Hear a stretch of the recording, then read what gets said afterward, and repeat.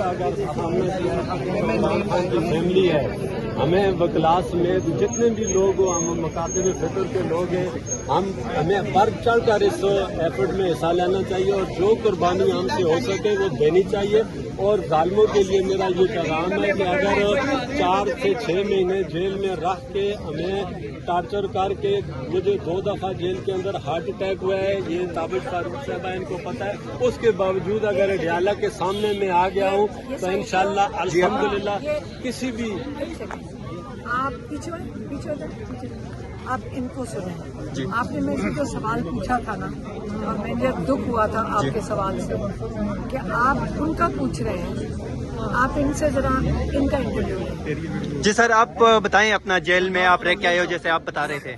جی الحمدللہ ہم نے ایک حق کا اور اس سچ کا ہم نے ساتھ دیا ہے، اور سچ اور حق کا ساتھ دیتے ہوئے 26 نومبر کو ہمیں گرفتار کیا گیا ہے. گرفتاری کے بعد 16 دن ہمیں ریمانڈ پہ رکھا گیا، اور آج تک ایسا ریمانڈ کسی کا نہیں ہوا ہے. جو اس دفعہ پولیٹیکل لوگوں کا، ورکروں کا انہوں نے ریمانڈ لیا. اس کے بعد جب ہم جیل میں گئے تو جیل کی جو سختیاں تھی اس کے خلاف ہم نے الحمدللہ، یہ تمام وکلا کو بھی پتہ ہے اور تمام جیل کے لوگوں کو پتہ ہے، اور عمران خان نے یہاں اڈیالہ جیل سے میرے لیے سلام بھیجا ہے کہ ہم نے اس جبر کے خلاف وہاں بھی ہم نے پروٹیسٹ کیا ہے. جیل کے اندر رہتے ہوئے ہمارے ساتھ ہو، وہاں ایسا ناروا سلوک کیا گیا ہے کہ پاکستان میں اس کی مثال نہیں ملتی ہے، بلکہ دنیا میں نہیں ملتی ہے.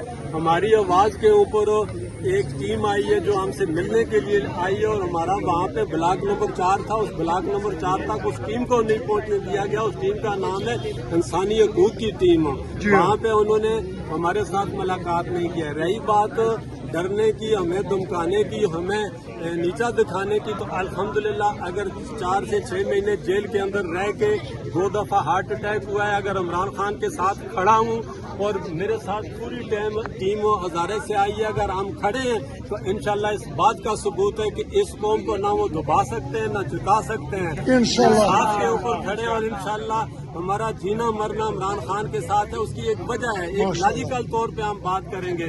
عمران خان ایک ایسے نظریے کا نام ہے جو عمران خان قوم کی بات کرتا ہے، ملک کی بات کرتا ہے، اور ہمیں وہ ملک اور قوم کی بات عزم نہیں ہو رہی ہے.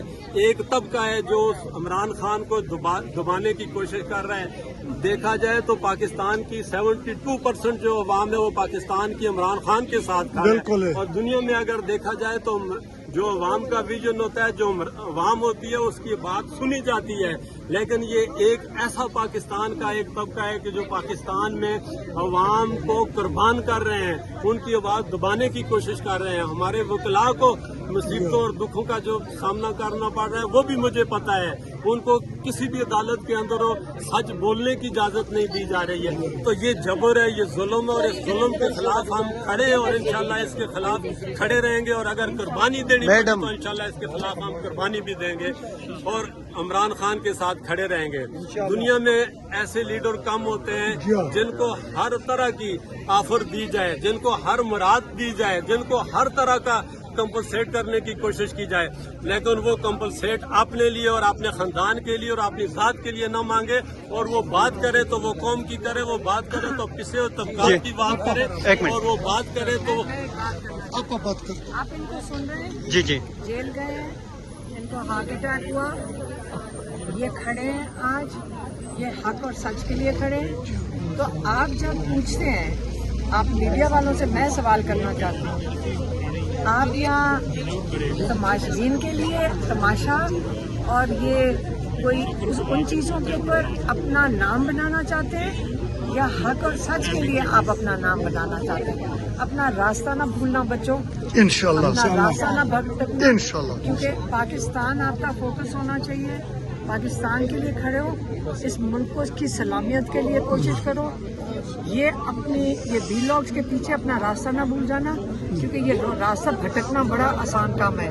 سنسنی خیز ہونا، راستہ نہ بھولنا. آپ اگر ایک سوال دماغ میں ایک چیز لے کر آپ سب نے چلنی ہے کہ میں نے پاکستان کے لیے اپنا نام بنانا ہے، پاکستان کے لیے. جب تھوڑے سال آگے گزریں گے تو آپ یہ کہو گے کہ ہم نے اپنا حصہ ڈالا تھا. یہ نہ ہو कि जब आप पीछे मुड़ के देखो और आपके बच्चे बड़े हुए, आप उनको कहो मैं वो था जो तमाशा बनाता था व्लॉग्स पे, बिल्कुल हाँ? अपा। मैं वो था जो सनसनीखेज होता था, मैं वो था जो शैतानी ये अपना उस वक्त रेटिंग ऊपर करने के लिए एक वो तीलियां लगाता था। ये ना आपके बच्चे सोचें, आपके बच्चों को आपके ऊपर फख्र करना है, ये सोच के आपने काम करना है। इंशाल्लाह अपा, इंशाल्लाह। तेरे जान सार यहाँ पे लेके आया डीएसपी साहब आए थे, वो यहाँ तामील करवा के गए हैं, तो उन्होंने आपको आज यहाँ पे अरेस्ट करने के लिए आए थे या तामील करवाने के लिए? वो साइन करवाने आए थे। ये मेरे ख्याल में 7वां वारंट है, 7वां वारंट आया है, क्योंकि वो कह रहे हैं कि आप पेश हों ताकि आपका ट्रायल चल सके और हम आपको सजा दे सकें इमरान खान का पैगाम लाने के लिए 26 नवंबर का। और हमारे लॉयर ने उसकी जुडिसिक्शन चैलेंज की हुई है उस कोर्ट में कि एटीसी में ये केस नहीं सुना जा सकता। तो पहले जज साहब को वो सुनना चाहिए। ये नहीं है कि कहें कि नहीं जल्दी से आओ मैं तुम्हारा ट्रायल करूं और जेल में डाल दूं। जब मैं उसकी जुडिसिक्शन ही नहीं मान रही हूँ इस कोर्ट की, तो मैं पेश क्यों होंगी?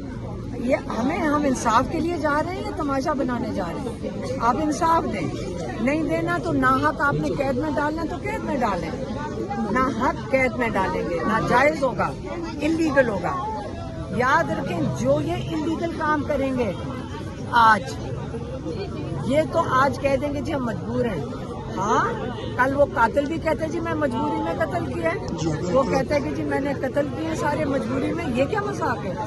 कोई मजबूरी नहीं है। नहीं, आप इंसाफ नहीं दे सकते घर जाएं, लेकिन मजबूरी किसी की नहीं है। इंसाफ नहीं देंगे आज उनका नहीं, आज वो नाजायज करेंगे। जितने जजेस इमरान खान के केसेस कर रहे हैं और नाजायज कैद दे रहे हैं, इनका एहतसाब होना चाहिए, क्योंकि ये बहुत बड़ा जुर्म है, अनकॉन्स्टिट्यूशनल है, ट्रीजन के अंदर आता है जब आप जानबूझ के आप नाजायज कैद दें।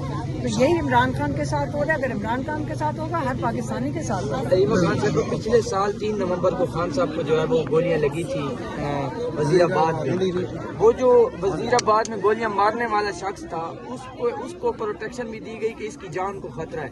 और वो शख्स जिसको गोलियां लगी थी, उसके लिए जो है ना वो कहा गया था कि आप अदालतों में आएं, आप पेश हों और आप अपने जो है वो जो केसेस हैं उनको फेस करें। जो JIT रिपोर्ट है, याद रखें, जो JIT रिपोर्ट है, और ये आज का सिस्टम नहीं है, लियाकत अली खान से चला आ रहा है। जो ये कत्ल इसी तरह ही करते हैं। बेनज़ीर के साथ भी यही किया था और इमरान खान के साथ भी वही किया। क्या किया इन्होंने? नीचे से इसने गोलियां चलाई हैं, ऊपर से 2 स्नाइपर थे और ये JIT में, क्योंकि 3 किस्म के बुलेट्स हैं, 3 फर्क डायरेक्शन से गोलियां चली हैं, 13 लोगों को गोलियां लगी।